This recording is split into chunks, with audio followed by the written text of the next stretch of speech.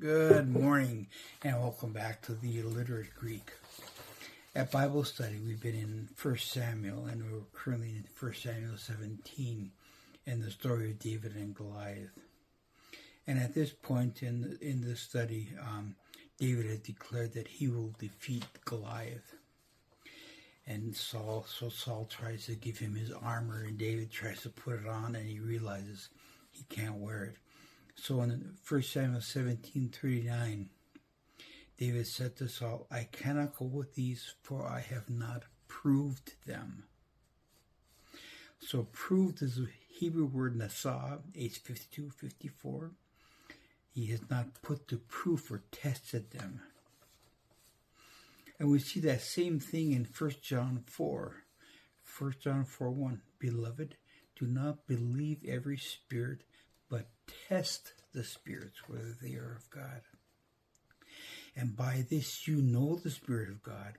Every spirit that confesses that Jesus Christ is come in the flesh is of God, and every spirit that does not confess that Jesus Christ is come in the flesh is not of God.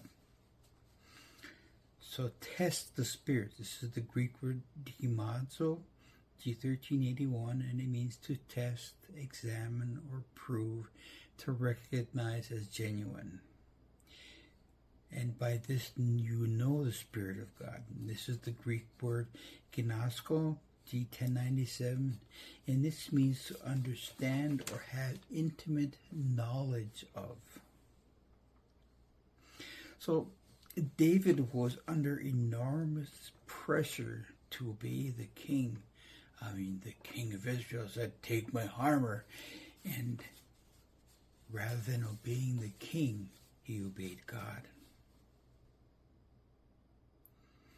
And you and I will be under pressure and tempted by society and our peers in this way, same way, to go with the flow.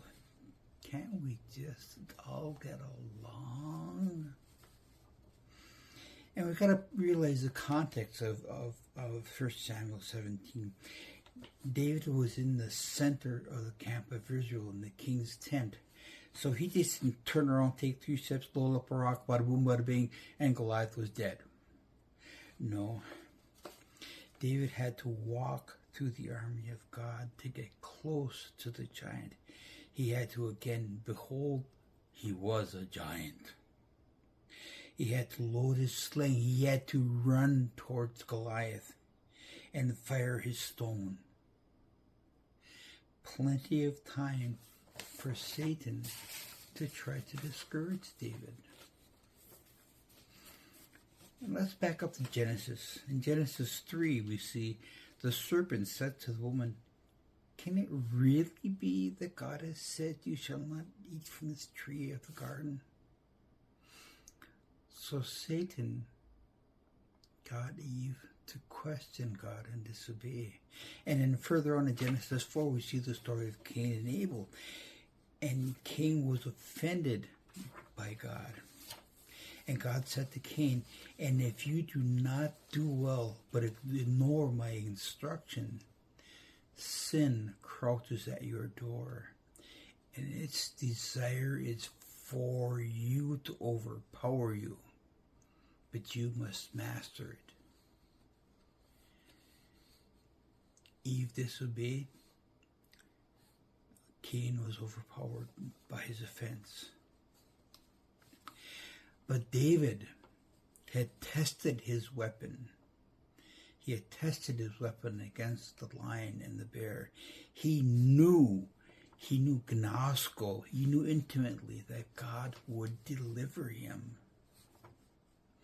And even though Isaiah wrote this years after David, I believe that this was the heart of David. For in Isaiah 50 we read, for the Lord God will help me.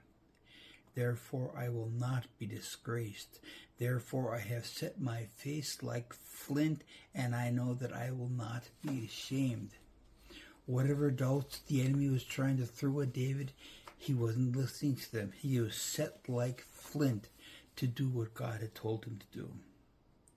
David knew that God had set him up not for shame and death, but for victory and for the glory of God. And so too, like David, we must know